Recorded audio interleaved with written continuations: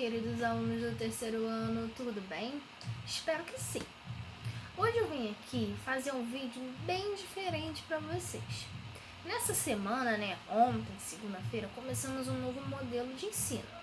E logo há uma mudança também, nos nossos meios de utilização que estavam sendo realizados até o momento. Eram enviados nas aulas diárias e agora estamos realizando videoaulas ao vivo e terça e quinta videoaulas diferenciadas, e hoje é uma delas. Então hoje eu vou fazer referência à nossa aula de ontem, de segunda-feira. Tratamos conteúdo de língua portuguesa e de geografia. Em língua portuguesa, nós aprendemos ontem ao uso do tio. Aprendemos como utilizar o tio. Dessa forma, o tio ele é sempre utilizado através de duas vogais, a vogal A e a vogal O. E dessa forma a gente tem o ão. Mas o tio, em cima dessas duas vogais A e a vogal O, ela tem uma finalidade. E essa finalidade é indicar o som nasal das palavras.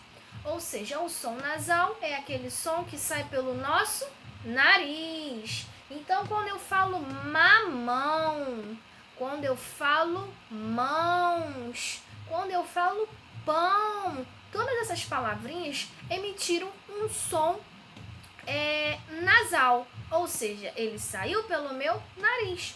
Então, a principal função do uso do tio era indicar o som nasal das palavras. E a gente também tem variação nas palavrinhas que tem o ão. Por exemplo, se eu pedir para vocês passarem essa palavrinha para o plural, ela vai ter uma variação. E essa variação ela se dá por três formas possíveis. Quando eu solicito que uma palavra vá para o plural, ela pode ter uma terminação diferente. Palavras terminadas em ão vão variar de três formas possíveis.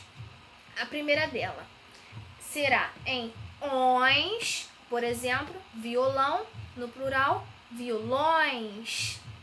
Eu posso ter palavrinhas terminadas em ãos.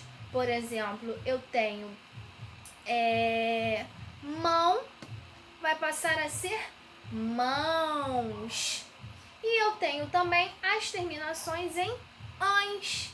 Por exemplo, eu vou ter a palavrinha leão e será leões. Então, há esses três tipos de variação nas palavras que terminam em ão e é agregado número a elas, ou seja, elas são passadas para o plural. Quando passa-se para o plural, o ão assume essas três possíveis formas, em ões, ãos e ães, ok?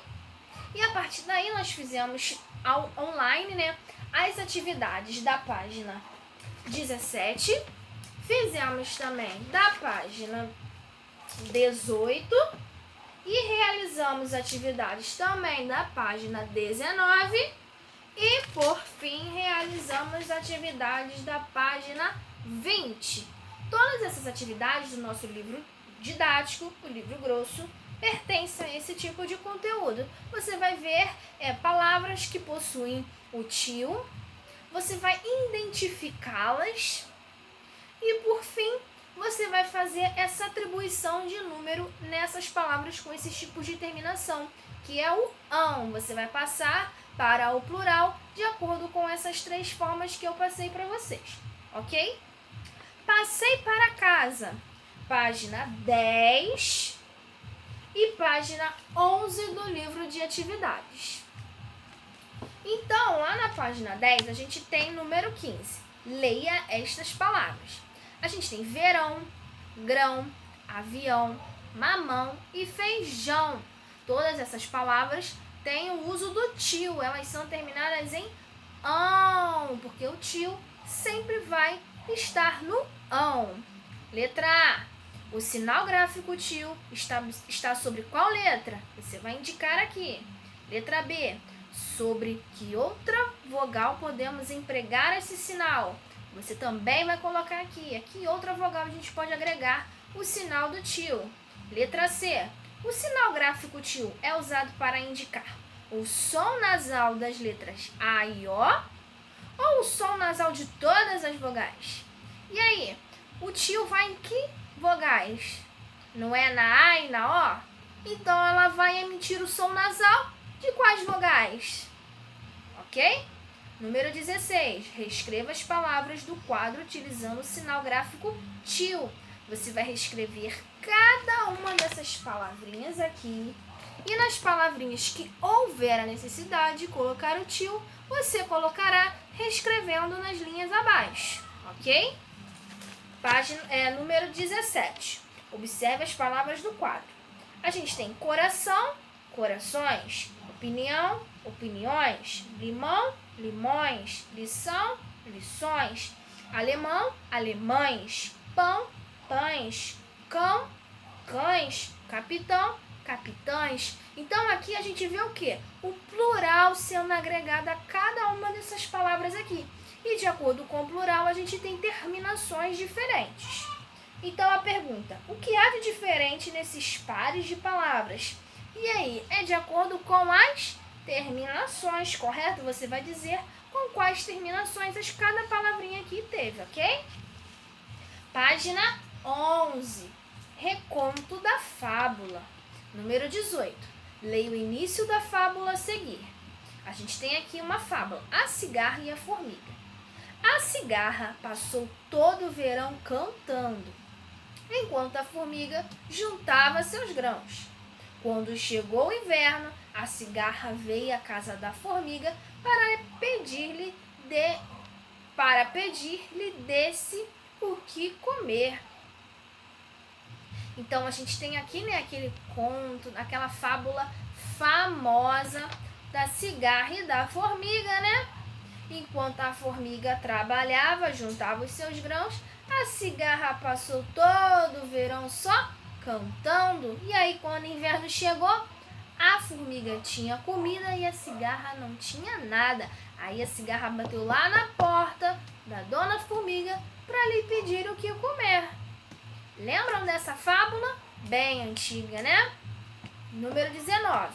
Para se preparar para a próxima atividade, responda as questões sobre a fábula lida. Letra A. O que será que a cigarra falou para a formiga? Letra B. Será que a formiga ajudou a cigarra? Se sim, de que forma? C. Imagine que a formiga não tenha ajudado a cigarra. Que justificativa ela poderia ter dado? E aí, você vai pensar de acordo com essa fábula aqui e aquilo que a gente já ouviu bastante vai colocar suas respostas pessoais. Página número 20. Agora é com você. Retome as respostas da questão anterior e escreva um final para a fábula. Não se esqueça de registrar a moral da história. Então você vai reescrever o final, né? Porque a gente não tem o final aqui na fábula trazida no livro. Então você vai criar um final para essa fábula e inclusive botar uma moral, um ensinamento a respeito disso que aconteceu aqui. 21. Finalizada a atividade, troque de livro com o colega para comparar os textos produzidos. Aproveite para compartilhar suas opiniões e sugira correções, se necessário. E a gente vai fazer esse momento de trocar as experiências, de saber qual foi o final de cada uma onde? Nas nossas aulas ao vivo. Então, na próxima segunda-feira a gente vai lembrar disso, tá bom?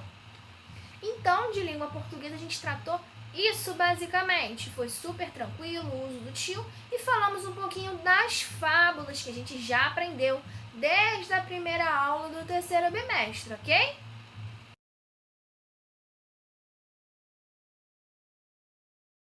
Então, galera, agora nós vamos falar de geografia, que também foi um assunto tratado na nossa aula online. A gente tratou lá na página 12 do nosso livro a importância da água. E a gente também viu os diferentes usos da água. A gente tratou essa importância e para que serve a água para a nossa sociedade. Primeiramente, falamos que a água é um recurso natural. É um recurso natural porque vem da natureza. E também é um recurso natural renovável. Por que é um recurso natural renovável? Porque apesar de usarmos ela diariamente, ela consegue se renovar a todo tempo, porque ela é um recurso produzido pela natureza, ok? Então, né, nessa aula a gente viu as diferentes formas que a água pode ser utilizada na nossa sociedade. A gente pode ver a presença da água no abastecimento das nossas residências, e também na presença dessa água nos estabelecimentos comerciais, nos serviços. Nas atividades industriais, a gente vê a presença da utilização de água para a preparação de produtos, alimentos. A gente também vê a presença da água na agropecuária, né? Ou seja, quando eu estou lá fazendo uma plantação, eu utilizo a água para regar aquele solo, para trazer vitalidade e nutrientes necessários que precisam ser desenvolvidos ali com a presença da água. Na mineração, a gente também vê a presença da água na produção de minérios. Na geração de energia, a gente tem a utilização da água, um dos principais elementos que estão presentes na geração de energia é a água.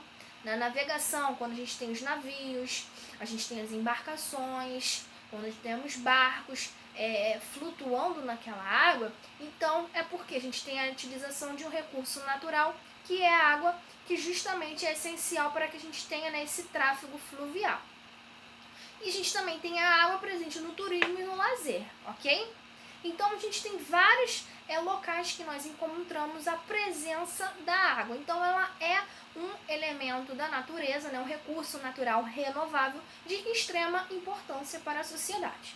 E no nosso livro a gente inclusive tratou de alguns exemplos através dessas imagens da utilização da água.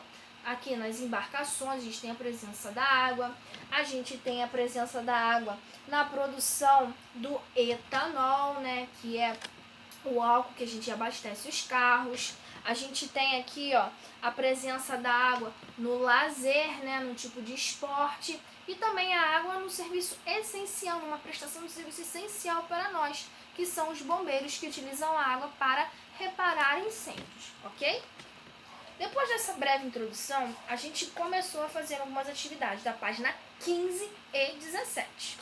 Na página 15, a gente realizou estas atividades durante nossa aula online, que tratava principalmente das atividades econômicas que utilizavam a água como um suporte necessário, né? Porque quando eu utilizo água lá na agropecuária, a agropecuária é uma atividade econômica que utiliza água.